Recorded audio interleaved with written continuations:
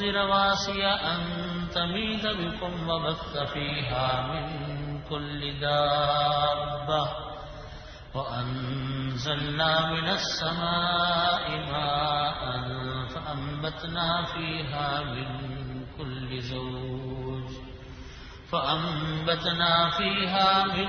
كل زوج كريم هذا خلق الله فأروني ماذا خلق الذين من دونه بل الظالمون في ضلال مبين ولقد آتينا لقمان الحكمة أن اشكر لله ومن يشكر فإنما يشكر لنفسه ومن كفر فإن الله غني حميد وإذ قال لقمان لابنه وهو يعظه يا بني لا تشرك بالله إن الشرك لظلم عظيم ووصينا الإنسان بوالديه حملته أمه وهنا على وهن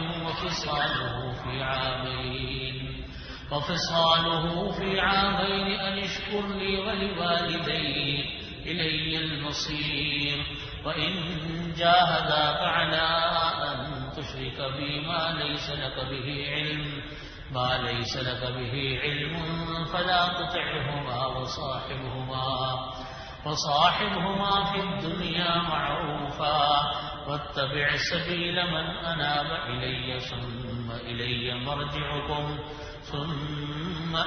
مرجعكم فأنبئكم بما كنتم تعملون صدق الله مولانا العظيم وصدق رسوله النبي الكريم ونحن على ذلك من الشاهدين والشاكرين والحمد لله رب العالمين.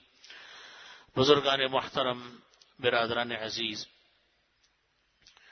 سورہ لقمان چل رہی ہے اور سورہ لقمان کی یہ 10ویں آیت ہے جس میں اللہ رب العزت نے ارشاد فرمایا خلق السماوات بغیر عمد ترونها وألقى في الأرض رواسي أن تميد بكم وبث فيها من كل دابة.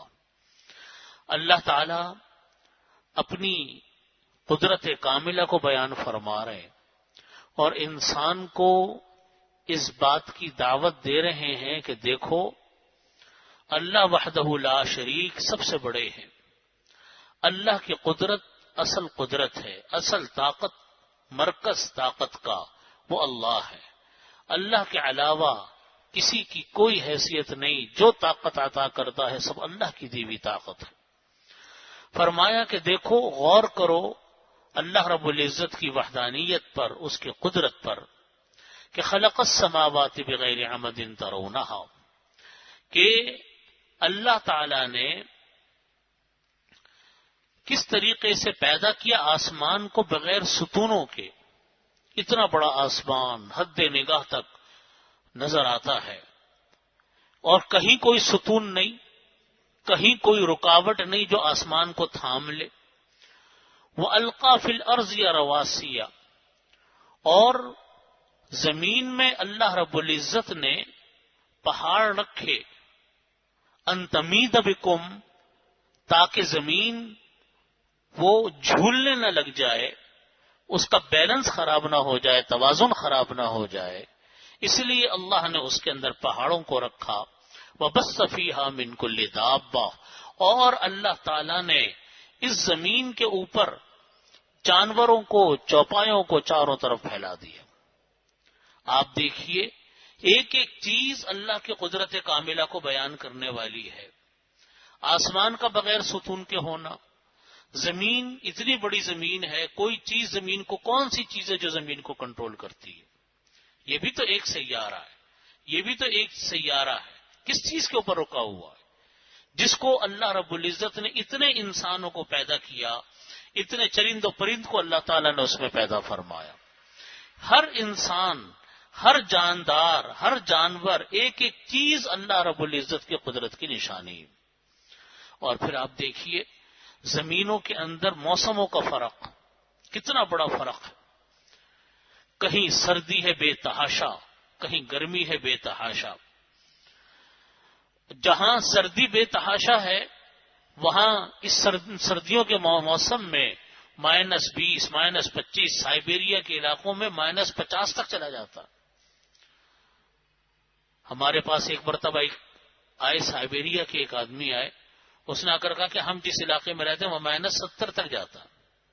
آپ اندازہ کریں، کہنا آسان ہے، حیات ممکن نہیں ہے، لیکن انسان رہ رہا ہے. انسان ہی نہیں رہ رہے، چھوٹے بچے بھی رہ رہے ہیں، معصوم بچے ہیں وہ بھی رہ رہے ہیں اس موسم میں، چھوٹے چھوٹے کیڑے مکوڑے ہیں وہ بھی رہ رہے ہیں، چرند و پرند ہیں وہ بھی رہ رہے ہیں. سب کو اللہ نے اس موسم کی برداشت اور طاقت دے دی. اور گرمیوں کے زمانوں میں جہاں گرمیاں زیادہ ہوتی ہیں، ہمارے یہاں سبی، جیکب آباد، نواب شاہ کے علاقے شدید گرمیوں کے علاقے، جو کہ 55 ڈگری تک چلا جاتا ہے جن کا ٹمپریچر، یعنی ہم تو کراچی میں رہنے والے لوگ اس کا تصور بھی نہیں کر سکتے. اسی طریقے سے آپ کے عرب ممالک ہیں، وہاں پر یہ موسم ہے. یہ دنیا کی سہولتیں تو آج آئی ہیں، ایئر کنڈیشن، فریج اور دنیا جہاں کی چیزیں تو اب کچھ عرصے سے آئی ہیں، لیکن اس جگہ کا ٹمپریچر اور اس جگہ کے جو موسم ہے وہ تو صدیوں سے اسی طرح چلا آ رہا ہے. وہاں کے رہنے والوں کو اللہ نے اس کی طاقت دے دی. وہاں چھوٹے چھوٹے جانور ہیں وہ بھی زندہ ہیں، بچے بھی زندہ ہیں، انسان بھی زندہ ہے، جوان بھی زندہ ہے، بوڑھے بھی زندہ ہیں، مرد عورتیں بھی زندہ ہیں. یہ سب اللہ تعالیٰ فرماتے کہ یہ میری قدرت کی نشانی ہے. کسی میں کوئی طاقت نہیں، کسی کے اندر کوئی مجال نہیں کہ کسی چیز کو برداشت کر سکے، لیکن اللہ رب العزت اس کو طاقت دیتے ہیں. اللہ رب العزت اس کے اندر یہ سہار پیدا کرتے ہیں کہ کوئی برفوں میں رہ رہا ہے، کوئی گرم زمین علاقوں میں رہ رہا ہے، کوئی کہیں رہ رہا ہے، کوئی کہیں رہ رہا ہے. اللہ رب العزت فرماتے کہ یہ سب در حقیقت کیا ہے؟ پھر میری قدرت کی نشانی ہے. پھر اللہ کی قدرت ایک تھوڑی ہے، لا تعد ولا تحصى، آپ اس کو گن نہیں سکتے، آپ اس کو شمار نہیں کر سکتے. پھر جو علاقے جیسے ہیں اور ان علاقوں کی جیسی ضروریات ہیں، اللہ تعالیٰ وہ ضروریات انسان کی وہاں پیدا کرتے ہیں. دیکھیے، کھانے میں، پینے میں، پہننے میں، اوڑھنے میں جیسا موسم ہوگا اس کی ضرورتیں وہاں دستیاب ہیں. گرم موسم کے لوگوں کے لیے ٹھنڈی چیزیں دستیاب ہیں، اور ٹھنڈے علاقوں کے اندر گرم چیزیں دستیاب ہیں. یہی حال فروٹ کا، یہی حال سبزیوں کا، یہی حال اشیاء کا. ایک اللہ کا نظام ہے، کوئی انسان اس نظام کو پہنچ نہیں سکتا. اب مثال کے طور پہ جو صحرائی علاقے ہوتے ہیں، ان صحرائی علاقوں میں تربوز پیدا ہوگا، گرما پیدا ہوگا، خربوزہ پیدا ہوگا، پانی والے فروٹ پیدا ہوں گے. یہ اللہ کی قدرت. اب وہاں ضرورت اس کی پڑتی ہے تو وہاں یہ چیز پیدا کر دی. یہ اللہ رب العزت فرماتے ہیں کہ یہ تقسیم نہ انسان کبھی کر سکتا ہے، نہ انسان کے بس میں یہ تقسیم ہے. کس کو کیا چاہیے؟ کوئی انسان نہیں کر سکتا، کسی کے بس میں نہیں ہے، حکومتوں کے بس میں نہیں ہے کہ کوئی حکومت اس کی ترتیب بنا لے کہ کس چیز کو کیا پیدا کرنا. سب اللہ تعالیٰ کی قدرت ہے، اس کی قدرت کاملہ ہے. اللہ تعالیٰ فرماتے کہ تم آؤ اللہ کی طرف، تم آؤ اللہ کی احکامات پر غور کرنے کی طرف کہ جو اتنا بڑا خالق کائنات، جو اتنا بڑا مالک کائنات، اتنا بڑا رب، اتنا بڑا حکیم حکمت والا، ہم اس کی باتوں کو چھوڑ کر دوسروں کی باتوں کو مانتے ہیں. اس کی بات کی طرف ہم توجہ کرتے نہیں، دوسروں کی باتوں کی طرف کان لگا کر بیٹھتے ہیں. اللہ تعالیٰ فرماتے کہ دیکھو یہ کتنا بڑا زیادتی ہے جو تم اللہ کے ساتھ کرتے ہو. وَأَنزَلْنَا مِنَ السَّمَاءِ مَاءً، پھر فرمایا کہ ہم آسمان سے پانی نازل کرتے ہیں. فَأَنبَتْنَا فِيهَا مِن كُلِّ زَوْجٍ كَرِيمٍ، اور ہم پھر اس پانی سے زمین میں ہر قسم کے جوڑے اگاتے ہیں. جتنی پیداوار ہے زمین کی، ان میں نر اور مادہ ان سب کے جوڑے چلتے ہیں. جس طرح انسانوں کے اندر مرد اور عورتیں ہیں، مذکر اور مؤنث ہیں، ان کے اللہ نے جوڑے بنائے. اسی طریقے سے اللہ نے اپنی زمینی میں پیدا ہونے والی دیگر مخلوقات، جن میں حیوانات ہیں ان کے اندر بھی نر مادہ، پرندے ہیں ان میں بھی نر مادہ، یہاں تک کہ نباتات ہیں جن میں درخت ہیں، پھل ہیں، سبزیاں ہیں، ان کے اندر بھی نر مادہ. اور اللہ تعالیٰ بارش برساتے ہیں. اصل چیز تو بارش ہے. اگر خدا نہ خواستہ کسی زمین پر بارشیں نہ ہو تو زمین کا پانی وہ کبھی بھی آپ کی ضرورت پوری نہیں کر سکتا. ابھی پچھلے دنوں کراچی میں بارشیں نہیں ہو رہی تھی. یہ جو ہمارے یہاں گرمیوں کا موسم گزرا، کتنے عرصے کے بعد ہمارے یہاں بارش ہوئی ہے کھل کر. آپ دیکھ لیجئے کہ جتنے لوگ ہیں جو اپنے ہاں باغات جن کے ہیں اور وہ کھیتی باڑی بھی کرتے ہیں اور اپنے گھروں میں باغات بھی رکھتے ہیں، ان کو پانی دیتے ہیں، وہ جانتے ہیں کہ جب اتنا عرصہ ہو گیا اب آپ کا دیا ہوا پانی اس فصل کے لیے کافی نہیں ہوتا. کتنا پانی کہاں سے لائیں گے؟ پانی آپ کتنا بھی پانی دے دیں وہ اس فصل کے لیے کافی نہیں، اس زمین کے لیے کافی نہیں، جب تک کہ آسمانی بارش نہ برسے اور اللہ رب العزت اپنے پانی کو نہ برسائے. اس کے بغیر انسان کو کچھ نہیں ملتا. یہ اللہ تعالیٰ فرماتے ہیں کہ ہر چیز ہماری قدرت کے ساتھ چلتی ہے. انسان اپنے آپ کو سمجھتا ہے کہ میں نے بہت کچھ کر لیا، حقیقت میں انسان کچھ نہیں کر سکتا اللہ کی قدرت کے آگے. تو اسی کو فرمایا کہ فَأَنبَتْنَا فِيهَا مِن كُلِّ زَوْجٍ كَرِيمٍ هَذَا خَلْقُ اللَّهِ. اللہ تعالیٰ فرماتے چند چیزوں کو بیان کیا، ساری چیزیں تو بیان بھی نہیں کی اللہ تعالیٰ نے. کہ ایک چیز بیان کی کہ آسمان کو پیدا کیا بغیر ستون کے، دوسرا زمین کو پیدا کیا، ان میں جانور چرند و پرند کو پھیلایا، اور پھر فرمایا کہ ہم نے آسمان سے بارش کا پانی نازل کیا. یہ بارش کا پانی وہ ہے کہ اس کے بغیر انسانی حیات ممکن نہیں. خدا نہ خواستہ کسی زمین پر یہ بارشیں بند ہو جائیں، کسی قوم کے گناہوں کی سبب سے کوئی حل آپ کے پاس نہیں ہے. انسانوں کو ہجرت کرنی پڑ جائے، زمینوں کے علاقے چھوڑنے پڑ جائیں اگر آسمان کا بارش نہ ہو. کہاں کس چیز کا انسان مقابلہ کر سکتا؟ اسی لیے تو حکم ہے کہ جس طریقے سے مال و دولت کو ضائع نہیں کرنا چاہیے، اسی طریقے سے پانی کو ضائع نہیں کرنا چاہیے. پانی اللہ کی عظیم نعمت ہے.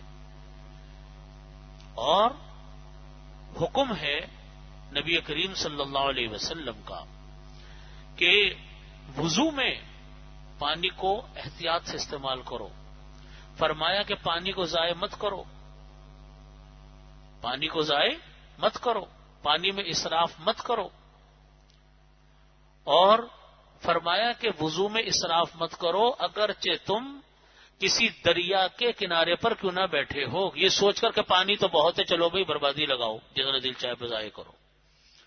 یہاں تک فرمایا نبی کریم صلی اللہ علیہ وسلم نے، میں مفہوم حدیث عرض کر رہا ہوں، کہ 3 مرتبہ سے زیادہ منہ مت دھو، 3 مرتبہ سے زیادہ ہاتھوں کو مت دھو. فرمایا کہ کسی شخص نے اگر یہ کام کیا اس نے میرے اوپر ظلم کیا. ہمارے ہاں نل کا کھولتے اور اب پہلے تو ہاتھ دھویا، اب اس ہاتھ کو رگڑ رہا ہے، نل کے سے پانی بہ رہا ہے، وہ فل رفتار سے کھولا ہوا ہے. اس کے بعد کلی کی، اس کے بعد منہ پہ پانی ڈالا اور نل کا نہیں بند کریں گے، اب منہ کو رگڑ رہے ہیں، داڑھی میں خلال ہو رہی ہے، پانی بہ رہا ہے. پھر ہاتھوں کو، ایک وضو میں اتنا پانی ضائع ہو جائے گا کہ 10 انسان وضو کر جائے اس کے اندر. تربیت نہیں ہے نا، ان چیزوں کو ہم لوگ سیکھتے نہیں ہیں، تربیت نہیں ہے. حکم یہ ہے کہ پانی، گجرانوالہ میں ایک صاحب ہیں، عالم ہیں، انہوں نے نبی کریم صلی اللہ علیہ وسلم جتنی مقدار پانی سے وضو فرماتے تھے اتنی مقدار کا لوٹا بنایا ایک، اور ہمیں بھیجا کہ جی یہ وہ، میں نے سارا حساب کتاب کو ناپا. حدیث شریف میں آتا ہے کہ آپ 5 مد سے وضو فرماتے تھے. مد اس زمانے کا ایک پیمانہ ہوتا تھا، اس کو ناپا گیا تو وہ اتنا چھوٹا لوٹا ہے کہ میں سمجھتا ہوں کہ حاضرین میں سے کوئی اسے وضو نہیں کر سکتا. لیکن نبی علیہ الصلوۃ والسلام سے زیادہ کون اہتمام کرتا ہوگا پاکی کا؟ جو معلم ہیں ہمارے، جنہوں نے ہمیں سکھایا، ہمیں تعلیم دی، وہ اتنے چھوٹے پانی سے وضو کرتے تھے لوٹے کے. وہ آج بھی ہمارے گھر میں رکھا ہوا ہے. کیا تھی بات؟ کہ تربیت تھی، سیکھا تھا. ہم لوگ ان چیزوں کو سیکھتے نہیں ہیں تو اتنا پانی غسل میں ہم برباد کرتے. 15 منٹ پہ جا کر تو غسل مکمل ہو رہا ہے. آپ اندازہ تو کریں نبی کریم صلی اللہ علیہ وسلم کی جو غسل کی مقدار کے پانی کی مقدار لکھی ہے وہ اتنی کم ہے کہ ہم اس کا تصور نہیں کر سکتے. تو یہ پانی اللہ کی نعمت ہے، اسی لیے حکم ہے کہ پانی بیٹھ کر پیو. سیدھے ہاتھ سے پیو، بسم اللہ الرحمن الرحیم اللہ کا نام لے کر پانی پیو. کیوں؟ اس لیے کہ یہ پانی اتنی عظیم نعمت ہے، اتنی عظیم نعمت ہے. کس طریقے سے اللہ تعالی ہمیں یہ پانی دیتے ہیں ہم اور آپ تو تصور بھی نہیں کر سکتے. آپ دیکھیے کہ آپ کا سمندر ہے، ہمارا کلفٹن کا سمندر ہے، سمندر بحر عرب ہمارا لگتا ہے. گرمیوں میں یہاں سے مونسون اٹھتا ہے، بادل اٹھتے ہیں. عجیب اللہ کی قدرت دیکھو، پانی تو نمکین سمندر کا، آپ اس کو منہ میں بھی نہیں رکھ سکتے، لیکن جب مونسون اٹھتے ہیں، اس سے بادل اور بخارات اٹھتے ہیں، وہ میٹھے ہوتے ہیں، وہ کڑوے نہیں ہوتے. وہ بادل اٹھے، مونسون اٹھا، بادل بنے، اوپر گئے، سارا پانی کراچی میں برس جائے، کراچی تو ڈوب جائے. اللہ رب العزت ان بخارات کو اٹھاتے ہیں. اس بخارات کو اٹھا کر آپ بادل دیکھیں، کراچی کے اوپر سے مستقل بادل گزرتے ہی رہتے ہیں گرمیوں کے موسم میں. جب ہمارے ہاں کراچی کے باہر کے لوگ آتے ہیں، وہ سمجھتے ہیں کہ بس بارش ہونے ہی والی ہے، حالانکہ بارش کوئی نہیں ہوتی. یہاں سے بادل جا رہے، پہاڑی علاقوں پہ جا رہے ہیں، وہاں جا کر اللہ رب العزت بارش برساتے ہیں. اور وہ پانی جو سمندر سے بخارات کی شکل میں اٹھا، بادل بنے، وہ بارش کا پانی جا کر برسا کہاں؟ پہاڑی علاقوں میں. ان پہاڑی علاقوں میں اتنی ٹھنڈ ہوتی ہے کہ وہ پہاڑ کی برف کی چوٹیوں پر وہ برف بن جاتا ہے، گلیشیئر بن جاتے ہیں. وہاں پانی محفوظ ہو گیا. اٹھے یہاں سے سمندر سے، گئے اتنی دور، وہاں جا کر برسنے کے بعد جو بارش کا پانی بہا وہ لوگوں کے استعمال میں آیا، اور جو رہ گیا وہ اللہ تعالیٰ نے اس کو گلیشیئر کی صورت میں محفوظ کر دیا. اب وہ پانی محفوظ ہے. یہ اللہ کا نظام ہے، کوئی دنیا کا انسان نہیں اس کو کر سکتا. اب جب وقت آتا ہے گرمیوں کا تو وہ گلیشیئر پگھلتے ہیں. وہ بھی گلیشیئر ایک اللہ رب العزت آپ دیکھیے ایک خاص مقدار کے اندر گلیشیئر کو پگھلاتے ہیں. زیادہ گلیشیئر آ جائیں تو سیلاب سے علاقے تباہ ہو جائیں. ایک مخصوص مقدار جو انسان کی ضرورت کی ہے ان سے وہ گلیشیئر پگھلتے ہیں. وہ ندی نالوں کی صورت میں پہاڑی علاقوں میں آپ جا کر دیکھیں، ہر پہاڑ کی چوٹی سے وہ ندی نالے بہ رہے، خوبصورت آبشاریں. وہ ایک دریا میں آ کر گرتی ہیں، وہ دریا آ کر ایک بڑے دریا میں گرتا ہے، وہ بڑے دریا آ کر پورے علاقوں کو سیراب کرتا ہوا وہ پانی دوبارہ آپ کے پاس کراچی میں آ کے پہنچتا ہے. راستے میں کتنے علاقے، کتنے شہر، کتنے انسان ہیں جو اس پانی سے فائدہ اٹھاتے ہیں. یہ اللہ کا نظام ہے پانی کا. اللہ تعالیٰ فرماتے ہیں کہ میں کوئی بل نہیں بھیجتا تم کو پانی کا، میرا کوئی مطالبہ نہیں، بس یہ مطالبہ ہے کہ تم میرا شکر ادا کرو. اس کو اقرار کرو کہ یا اللہ یہ آپ کی نعمت ہے، ہم شکر ادا کرتے ہیں. اور شکر یہ ہے پانی کو ضائع مت کرو، یہ شکر ہے. اللہ کا نام لے کر پانی کو پیو، یہ شکر ہے. بس یہ ہے بات. امبتنا، اس کو فرمایا اللہ رب العزت نے کہ وَأَنبَتْنَا وَأَنزَلْنَا مِنَ السَّمَاءِ مَاءً، ہم نے آسمان سے بارش کے پانی کو نازل کیا. فَأَنبَتْنَا، ہم نے اگائے اس پانی سے من کل زوج کریم، ہر چیز کے عمدہ ہر قسم کے اچھے جوڑے اگائے. پینے کے لیے بھی کام آیا، جسمانی صفائی کے لیے بھی پانی کام آیا، دھونے کے لیے بھی پانی کام آیا، زمین کی پیداوار کے لیے پانی کام آیا، ہر چیز کے لیے پانی. تو فرماتے کہ یہ میری خاص نعمت ہے. اور آپ جانتے ہیں کہ جو چیز اللہ نے پانی میں رکھی ہے، جو فائدہ پانی میں رکھا ہے، کوئی دنیا کا لکوڈ، کوئی دنیا کی مائع چیز انسان کی ضرورت کو نہیں پورا کر سکتا. آپ جوس پی لیں، دن بھر میں ایک گلاس پی سکتے ہیں، دوسرا گلاس نہیں آپ پی سکتے. چلو کوئی 2 پی لے، لیکن آپ کو پانی ہر صورت میں چاہیے. کوئی کولڈ ڈرنک پی لیں، کوئی جوس پی لیں، کوئی رس پی لیں، کچھ کر لیں، پانی کی کمی، پانی کی خواہش آپ کی ختم نہیں ہوگی جب تک آپ اس کو استعمال نہیں کرو. یہ ایسی عظیم نعمت ہے اللہ کی. اللہ نے اس کو اپنی نعمتوں میں گنوایا، اور ایک جگہ پہ نہیں گنوایا، بے شمار جگہوں پر گنوایا کہ دیکھو ہم نے پانی کو پیدا کیا، دیکھو ہم نے پانی سے مردہ زمین کو اگایا، دیکھو ہم نے پانی کو نازل کیا، ہم نے پانی کو نازل کیا. ہم لوگ توجہ اس لیے نہیں کرتے کہ ہم غور ہی نہیں کرتے اللہ کی نعمتوں کی طرف کہ اللہ کی کون کون سی نعمتیں ہمارے لیے کیا کیا کام کر رہی. اس کو فرماتے ہیں پھر یہ بتانے کے بعد اللہ تعالیٰ فرماتے ھذا خلق اللہ، یہ چیزیں میری پیدا کردہ ہیں، اللہ کی پیدا کردہ ہیں۔ فَأَرُونِي مَاذَا خَلَقَ الَّذِينَ مِن دُونِي، کتنا واضح اعلان کرتے اللہ تعالیٰ غیر مسلموں کو جو اللہ کے ساتھ شریک ٹھہراتے ہیں، جو اللہ کو خدا نہیں مانتے، جو اللہ کو رب نہیں مانتے، جو اللہ کے ساتھ بتوں کے اللہ کے باوجود کی موجودگی میں اور اللہ کے ہوتے ہوئے وہ اللہ کو ماننے کے لیے تیار نہیں، بتوں کی پیروی کرتے ہیں۔ اللہ تعالیٰ فرماتے فَأَرُونِي، مجھ کو دکھلاؤ تو صحیح، فَأَرُونِي، مجھ کو بتاؤ تو صحیح، مجھ کو دکھلاؤ تو صحیح، ماذا خلق الذین من دونی، میرے علاوہ کون سی چیز انہوں نے پیدا کی ہے، یعنی سب چیزیں تو پیدا میں نے کر دی، میری تم سننے کے لیے تیار نہیں، میری تم ماننے کے لیے تیار نہیں، میرے سامنے سجدہ ریز ہونے کے لیے تیار نہیں۔ اللہ جن کو تم سجدہ کرتے ہو، جن کو تم پوچھتے ہو، مجھے بتاؤ تو دکھاؤ تو صحیح، انہوں نے پیدا کیا؟ ایک بت۔ میں وہی عرض کرتا ہوں کہ دیکھو، ایمان اللہ کی عطا ہے، ایمان اللہ کی عطا ہے۔ اتنے بڑے بڑے ماہر سائنسدان، اتنے بڑے بڑے ماہر فلکیات، اتنے بڑے بڑے ڈاکٹر جو انسانی جسم کے آپریشن کر کے دیکھتے ہیں کہ انسان کے جسم میں اللہ نے کیا کیا کارخانے رکھے ہیں، ایک ایک چیز اللہ کی پیدا کرتا، دنیا میں کوئی اس کا متبادل نہیں۔ ماہر فلکیات دیکھتے ہیں کہ دنیا میں کیا کائنات کا نظام چل رہا ہے، اللہ اکبر، ہم اور آپ تصور بھی نہیں کر سکتے، اس کے باوجود ایمان کی توفیق نہیں ہوتی۔ جائیں گے سجدہ ریزوں نے بت کے سامنے، ابھی الٹی کھوپڑی نہیں ہے تو اور کیا ہے۔ اللہ تعالیٰ فرماتے دکھاؤ تو صحیح، بتاؤ تو صحیح، میرے علاوہ تمہارے ان معبودوں نے کیا پیدا کیا۔ بل الظالمون فی ضلال مبین، اللہ تعالیٰ فرماتے کچھ نہیں، یہ لوگ ظالم لوگ ہیں، واضح گمراہیوں میں پڑے ہوئے ہیں اور کچھ بھی نہیں ہے۔ بل الظالمون فی ضلال مبین، کچھ نہیں، یہ لوگ بے انصاف ہیں اور مستقل بھٹک رہے ہیں۔ اللہ اکبر۔ یہاں پر یہ رکوع پورا ہوا، آگے اللہ رب العزت فرماتے ہیں وَلَقَدْ آتَيْنَا لُقْمَانَ الْحِكْمَةَ أَنِ اشْكُرْ لِلَّهِ، اللہ تعالیٰ کو اپنی عبادتوں میں سب پسندیدہ ترین عبادتوں میں ایک شکر ہے، اللہ کی نعمتوں کا شکر۔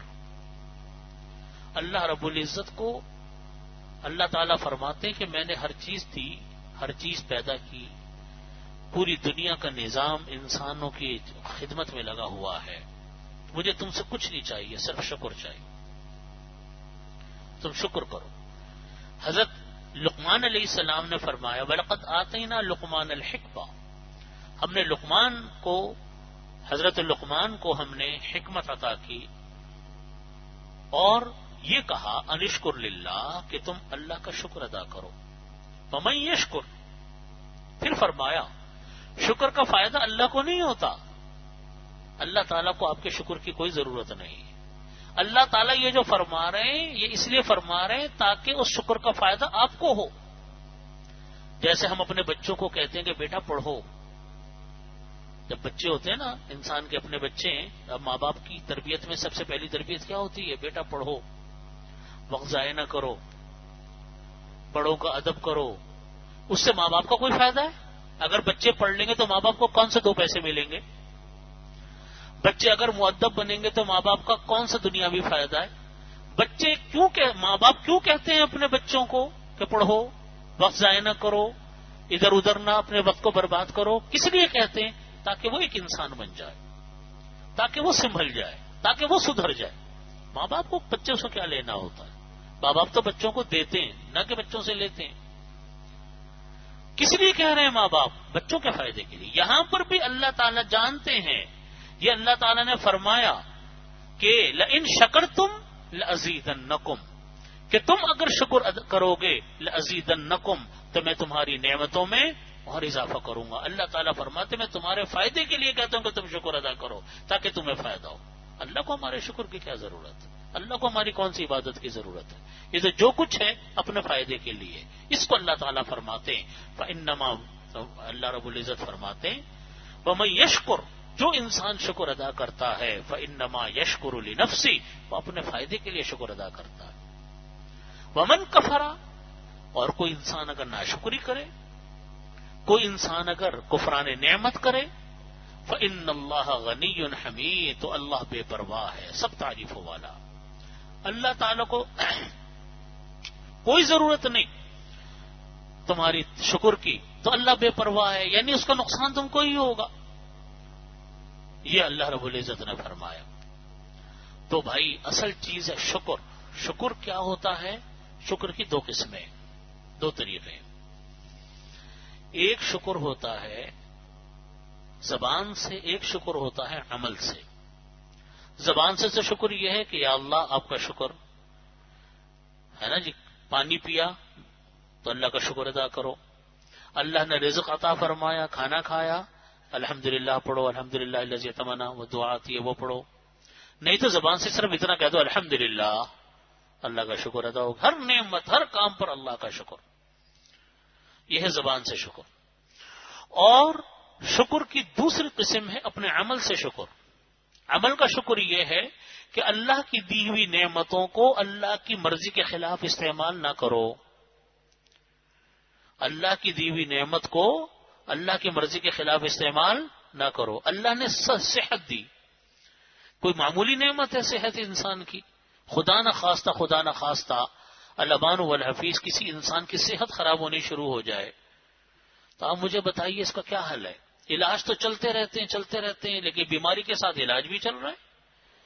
انسان اپنی زندگیوں سے عاجز آ جاتا ہے. تو صحت کتنی بڑی عظیم دولت ہے.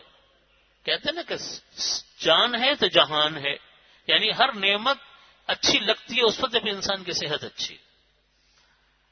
تو اللہ نے صحت دی، زبان سے شکر ادا کرو الحمدللہ. اور اب دوسرا شکر یہ ہے کہ اللہ کی دی گئی صحت کو ناجائز کاموں میں مت لگاؤ. ان توانائیوں کو، اس قوت کو، اس طاقت کو، اس جسمانی صحت کو حرام کاموں میں مت لگاؤ، اس سے بچو. یہی حال ہر نعمت کا ہے. مال دیا اللہ نے، اس کا شکر ادا کرو کہ یا اللہ آپ نے مال عطا فرمایا. اور دوسرا شکر کیا ہے کہ اس مال کو اللہ کی مرضی کے خلاف استعمال مت کرو، ضائع نہ کرو، فخر نہ کرو، تکبر نہ کرو، دوسروں کو نیچے دکھانے کی فکر میں نہ لگو، اسراف نہ کرو، بلا وجہ مال کو بربادی اور ضائع مت کرو. ہر نعمت کا یہی معاملہ ہے. اس کو فرمایا کہ ومن کفر فإن اللہ غنی حمید. کوئی انسان اگر ناشکری کرے تو اللہ تعالیٰ بھی بے نیاز ہے. اللہ کو آپ کے شکر کی کوئی ضرورت نہیں ہے. ناشکری اچھی چیز نہیں ہوتی، ناشکری نہیں، کبھی اللہ کی نعمتوں کی ناشکری نہیں کرنی چاہیے. کبھی انسان بعض اوقات مانگتا کچھ ہے، اللہ دیتے کچھ ہے. جتنا مانگا تھا اس سے کم مل گیا، تو جو ملا اس پر تو شکر ادا کرو. اور ہمارے حضرت رحمۃ اللہ علیہ فرماتے تھے، حضرت ڈاکٹر عبدالعزیز صاحب عارفی رحمۃ اللہ علیہ، کہ دیکھو مانگنا تمہارا کام اور دینا اس کا کام. مانگنا کس کا کام؟ بندے کا کام. اور دینا کس کا کام؟ اللہ کا کام. جب ہاتھ پھیلاؤ اللہ کے سامنے، مانگو جب اللہ سے، تو بڑی سے بڑی چیز اللہ سے مانگو. تم اپنے سے نہیں مانگ رہے.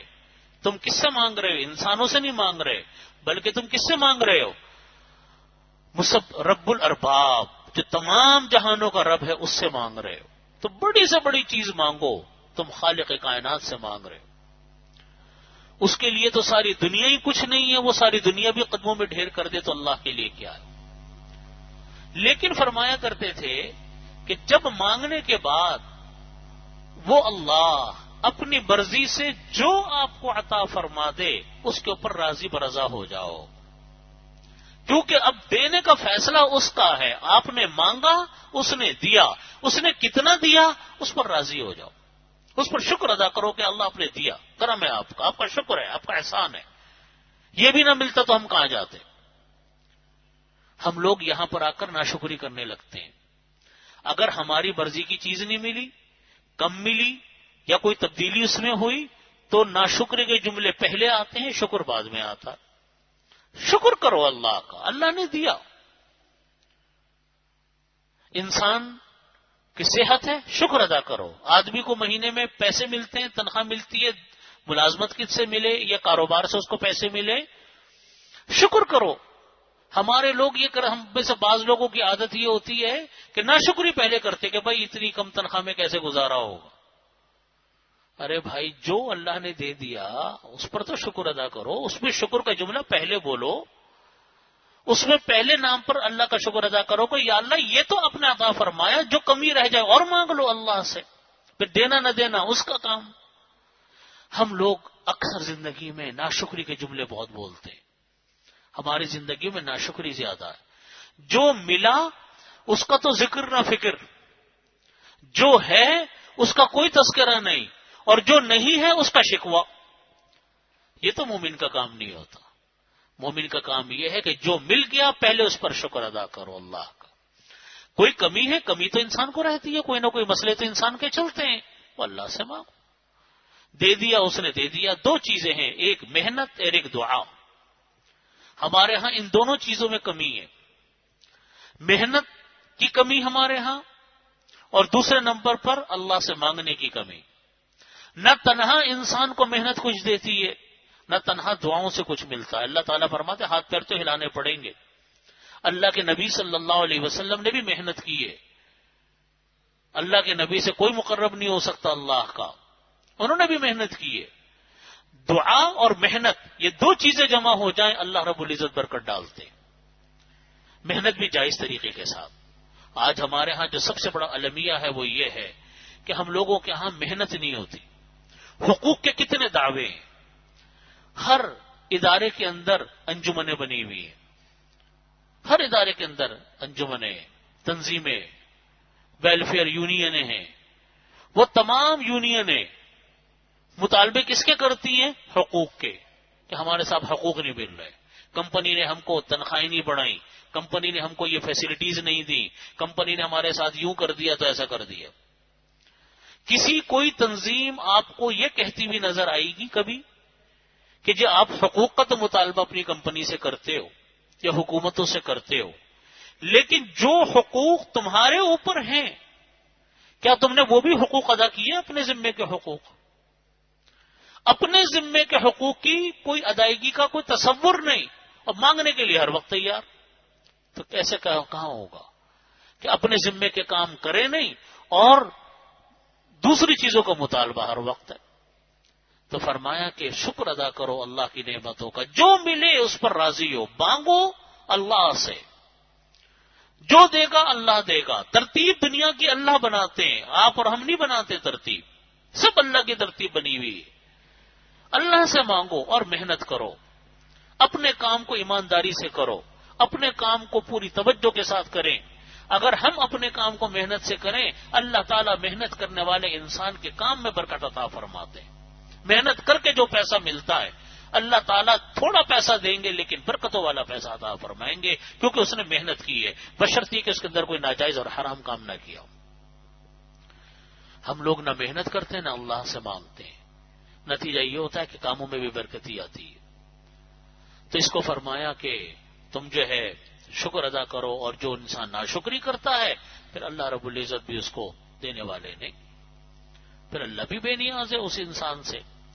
حضرت لقمان علیہ السلام کا نام آ رہا ہے. یہ کون تھے؟ ان کے اندر ان کی نصیحتیں آ رہی ہیں. حضرت لقمان علیہ السلام کی جب نصیحتیں یہاں سے شروع ہو رہی ہیں, قرآن کریم میں اللہ رب العزت نے ارشاد فرمایا کہ وَلَقَدْ آتَيْنَا لُقْمَانَ الْحِكْمَةَ أَنِ اشْكُرْ لِلَّهِ وَمَن يَشْكُرْ فَإِنَّمَا يَشْكُرُ لِنَفْسِهِ. یہاں سے وَمَن كَفَرَ فَإِنَّ اللَّهَ غَنِيٌّ حَمِيدٌ. اس کے بعد فرمایا کہ وَإِذْ قَالَ لُقْمَانُ لِابْنِهِ وَهُوَ يَعِظُهُ يَا بُنَيَّ لَا تُشْرِكْ بِاللَّهِ. یہاں سے حضرت لقمان علیہ السلام کی نصیحتیں شروع ہو رہی ہیں. تو مناسب معلوم ہوا کہ حضرت لقمان علیہ السلام کا مختصر سا تعارف آپ کے سامنے پیش کر دوں. حضرت لقمان علیہ السلام, حضرت وہب بن مربع رضی اللہ عنہ کی روایت ہے کہ حضرت لقمان علیہ السلام حضرت ایوب علیہ السلام کے بھانجے تھے. اور ایک اور راوی ہیں حضرت مقاتل رحمۃ اللہ علیہ, انہوں نے فرمایا کہ یہ حضرت ایوب علیہ السلام کے خالازاد بھائی تھے.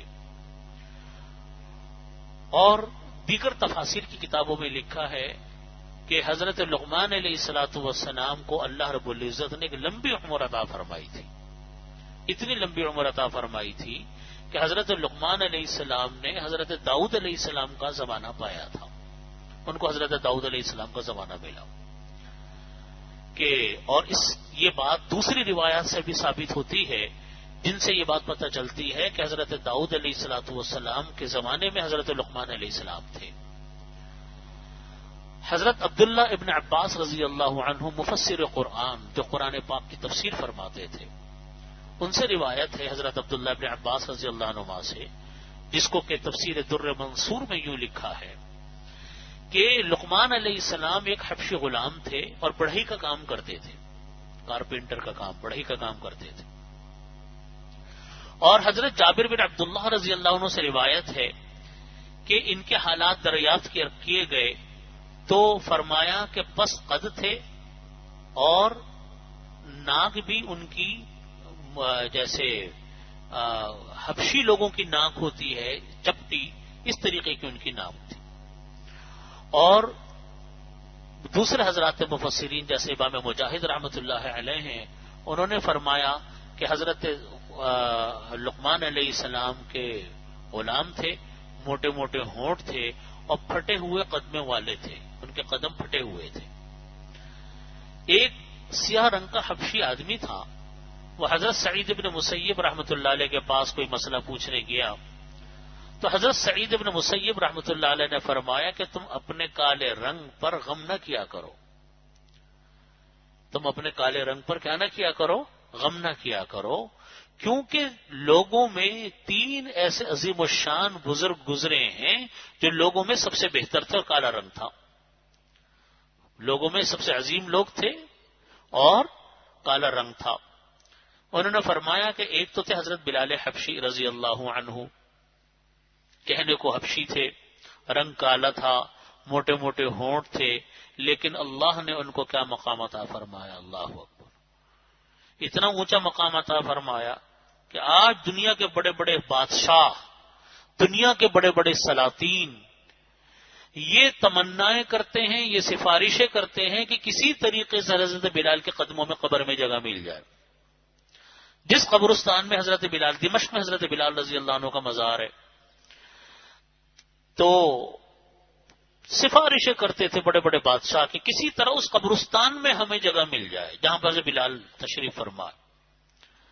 نبی علیہ الصلوۃ والسلام گئے معراج پر، واپس آئے، فرمایا کہ بلال آپ کون سا ایسا کام کرتے ہو جو اللہ کو اتنا پسند ہے؟ انہوں نے کہا یا رسول اللہ کچھ بھی نہیں. حالانکہ صحابی تھے، حضرت صلی اللہ علیہ وسلم کے ساتھی، یہ وہ لوگ تھے جو باڈی گارڈ تھے آپ صلی اللہ علیہ وسلم کے، ہر وقت آگے پیچھے سائے کی طرح کہ کوئی آپ کو ہم نقصان نہ پہنچا دے، کوئی آپ کو تکلیف نہ پہنچا دے، کوئی آپ کا کام ہو، ہر وقت ساتھ ساتھ. ایک لمبا واقعہ ان کے ایمان لانے کا حضرت بلال رضی اللہ عنہ کے، ایک لمبا واقعہ. تو انہوں نے کہا کہ یا رسول اللہ بات کیا ہے؟ انہوں نے فرمایا کہ نبی کریم صلی اللہ علیہ وسلم نے فرمایا کہ میں جب معراج پہ تشریف کیا تو میں نے وہاں پر آپ کے قدموں کی آہٹ سنی جنت میں، تو آپ کون سا ایسا کام کرتے؟ اس پر حضرت بلال رضی اللہ عنہ نے فرمایا کہ یا رسول اللہ میں جب مسجد میں آتا ہوں تو تحیۃ المسجد پڑھتا ہوں، اور وضو کی 2 رکعتیں جو ہوتی ہیں تحیۃ الوضو وہ پڑھتا ہوں، تحیۃ الوضو پڑھتا ہوں. آپ نے فرمایا کہ اللہ رب العزت کو آپ کو یہ عمل اتنا پسند ہے کہ میں نے آپ کی پیروں کی آہٹ جنت میں نے سنی. یہ حال تھا حضرت بلال رضی اللہ عنہ کا، اونچے درجے کے صحابی. تو فرمایا کہ تم اپنے کالے رنگ پر غم نہ کیا کرو. بڑے لوگوں میں کچھ لوگ وہ گزرے ہیں جو بڑے عظیم المرتبت تھے، ان میں ایک حضرت بلال حبشی رضی اللہ عنہ، دوسرے حضرت عمر فاروق رضی اللہ عنہ کے غلام تھے. حضرت عمر فاروق رضی اللہ عنہ نے ان کو آزاد کر دیا تھا. ان کا نام تھا مہجع، وہ بھی کالے رنگ کے تھے، مہجع.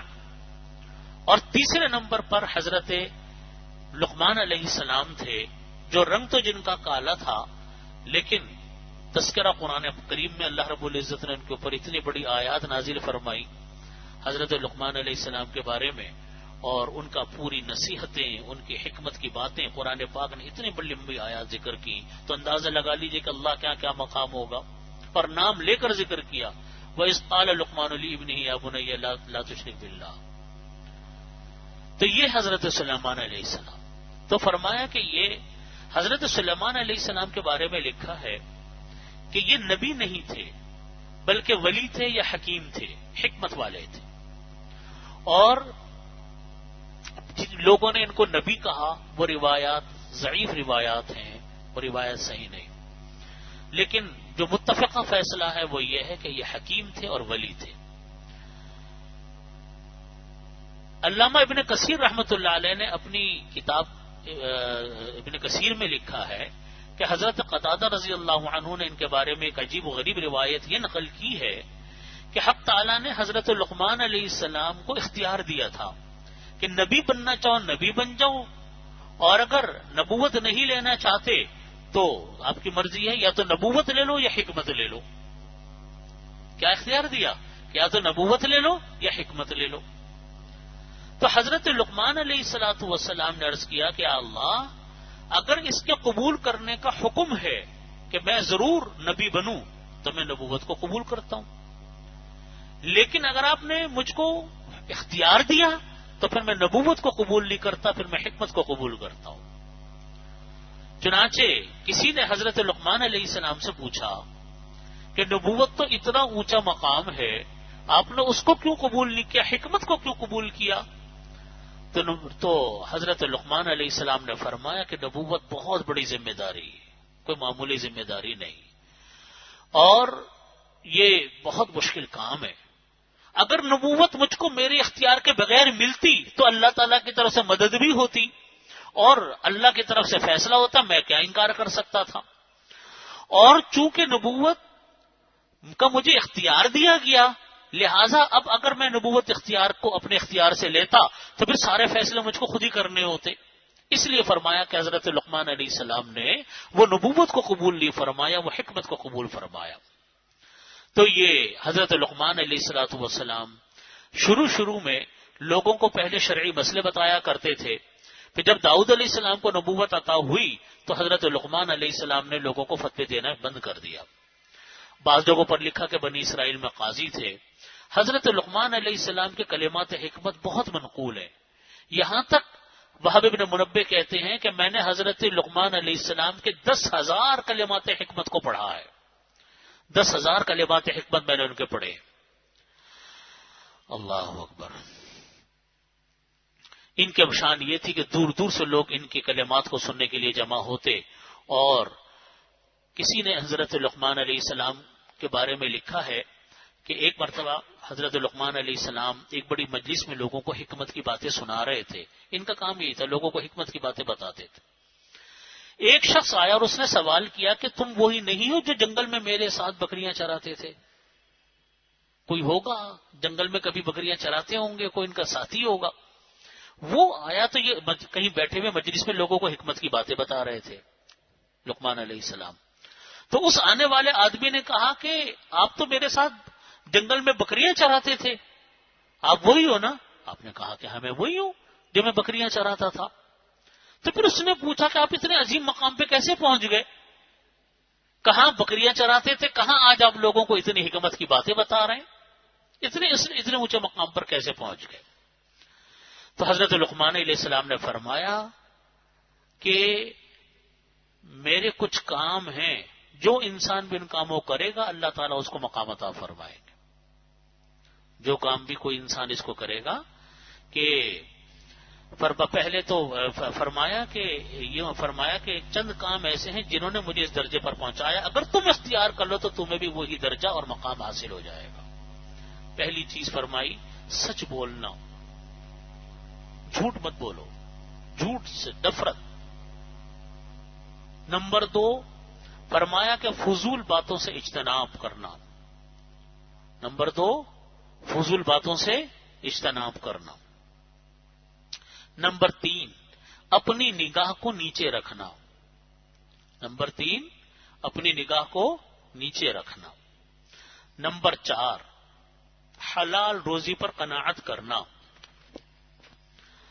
زیادہ پیسوں کے چکر میں کبھی حرام کی طرف مت جانا. جتنی محنت کر کے، کوشش کر کے، توانائیاں خرچ کر کے اللہ نے حلال روزی دے دی، قناعت کرو اس کے اوپر، اپنی زندگی کو اس کے مطابق گزارو۔ نمبر 5، اپنی شرمگاہ کی حفاظت کرنا، کسی ناجائز کام میں مبتلا نہ ہو۔ نمبر 6، بات میں سچائی پر قائم رہنا، کبھی جھوٹی بات کی طرف مت جانا۔ نمبر 7، عہد کو پورا کرنا۔ نمبر 8، مہمان کا اکرام کرنا۔ نمبر 9، پڑوسی کی حفاظت کرنا۔ نمبر 10، فضول کام اور فضول کلام، فضول کام اور فضول کلام ان سب کو چھوڑ دینا۔ یہ 10 نصیحتیں حضرت لقمان علیہ السلام نے کی، جو ہم سب کے لیے توجہ کے قابل ہیں کہ ہم ان میں سے کسی کام کے اندر مبتلا تو نہیں۔ اللہ رب العزت ہم سب کو، میں دوبارہ ان باتوں کو لوٹاتا ہوں اور اللہ سے دعا کرتا ہوں کہ اللہ تعالیٰ مجھے، آپ کو، ہم سب لوگوں کو اس پر عمل کی توفیق کرنے والا بنائے، اور اس کے اوپر توفیق اللہ تعالیٰ ہمیں اس کی عطا فرمائے۔ نمبر 1 فرمایا حضرت لقمان علیہ الصلوۃ والسلام نے سچ بولنا، فضول باتوں سے بچنا۔ نمبر 3 اپنی نگاہ کو نیچے رکھنا۔ نمبر 4 حلال روزی پر قناعت کرنا۔ نمبر 5 شرمگاہ کی حفاظت کرنا۔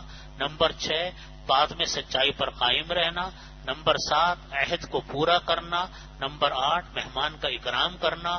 نمبر 9 پڑوسی کی حفاظت کرنا۔ نمبر 10 فضول کام اور فضول کلام کو چھوڑ دینا، فضول کاموں سے بچنا۔ فرمایا کہ جو کوئی ان کاموں کو کر لے گا اللہ تعالیٰ اس کو بھی مقام عطا فرما دے۔ آج میں چھوٹی سی مثال عرض کرتا ہوں آپ سے کہ ہم سب لوگ آج کتنی فضول باتوں میں مبتلا ہوتے ہیں، کتنا وقت ہمارا فضولیات میں صرف ہو جاتا ہے۔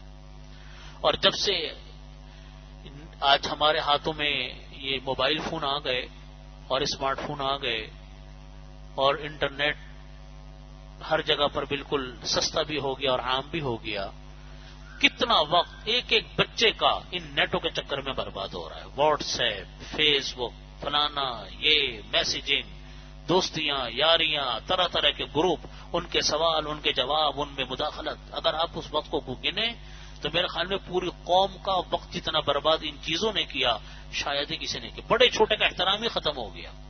باپ بات کر رہا ہے، بچے موبائلوں پہ لگے ہوئے ہیں، نظر اٹھائے بغیر بچے جواب دے رہے ہیں باپ کو، ماں کو۔ استاد بات کر رہا ہے یا کوئی خاندان کا یا ویسی کوئی بزرگ بات کر رہا ہے، بچوں کی نگاہیں موبائلوں پر ہیں، وہ بات کی طرف متوجہ نہیں ہے۔ پہلے یہ ہوتا تھا کہ گھر میں جب بڑے ہوتے تھے تو چھوٹے ان کے پاس بیٹھتے تھے، کوئی کام کی بات تو سننے کو ملتی تھی، بڑے موجود ہیں۔ اب یہاں تو کسی کو، ہر انسان اپنے چکر میں لگا ہوا ہے۔ اگر تو کوئی ضروری کام ہے تو ٹھیک ہے، اچھی بات ہے، ضروری کام ٹھیک ہے، آج کل بہت سارے کام انٹرنیٹ سے وابستہ ہیں، تو چلو کوئی ضروری کاموں میں، ای میلوں میں لگا ہوا ہے۔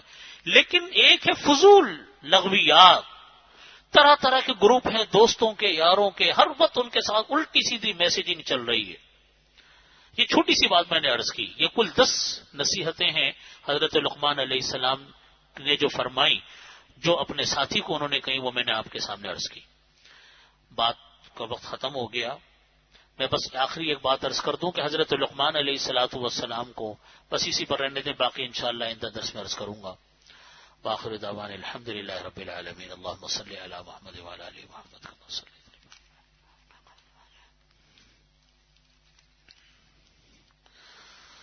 اللهم صل على محمد وعلى ال محمد كما صليت على ابراهيم وعلى ال ابراهيم ربنا ظلمنا انفسنا فإن لم تغفر لنا وترحمنا لنكونن من الخاسرين يا حي يا قيوم برحمتك استغيث اصلح لنا شأننا كله ولا تكلنا إلى أنفسنا طرفة عين اللهم إنا نسألك تمام العافية ونسألك دوام العافية ونسألك الشكر على العافية ونسألك الغنى عن الناس۔ یا اللہ ہمارے تمام گناہوں کو معاف فرما، تمام صغیر کبیرہ گناہوں کی مغفرت فرما۔ یا اللہ قرآن پاک کو سمجھنے کی توفیق عطا فرما، اس پر عمل کرنے کی توفیق عطا فرما، نبی کریم صلی اللہ علیہ وسلم کی احادیث کو سمجھنے کی توفیق عطا فرما، اور اس کو سمجھنے کی توفیق عطا فرما، اور اس پر عمل کی توفیق عطا فرما۔ یا اللہ قرآن پاک کو ہماری زندگیوں میں رچا بسا دیجیے۔ یا اللہ قرآن پاک کو ہماری زندگی میں رچا بسا دیجیے، اس کو پڑھنے کی توفیق عطا فرما، اس کو سمجھنے کی توفیق عطا فرما، اس پر عمل کرنے کی توفیق عطا فرما، اس کو دوسروں تک پہنچانے کی توفیق عطا فرما۔ یا اللہ تمام بیماروں کو شفا کامل عاجل مستمر عطا فرما۔ میری ایک عزیزہ بیمار ہیں اور ایک دو عزیز اور بیمار ہیں، ان کے لیے دعا فرمائے اللہ رب العزت، ان کو مکمل صحت عطا فرما، تندرستی عطا فرما، ہم سب کو اپنے عافیت کامل عطا فرما۔ جو پریشان ہیں یا اللہ ان کی پریشانیوں کو دور فرما۔ ربنا تقبل منا انك انت السميع العليم وتب علينا انك انت التواب الرحيم۔ اللهم صل على محمد وعلى ال محمد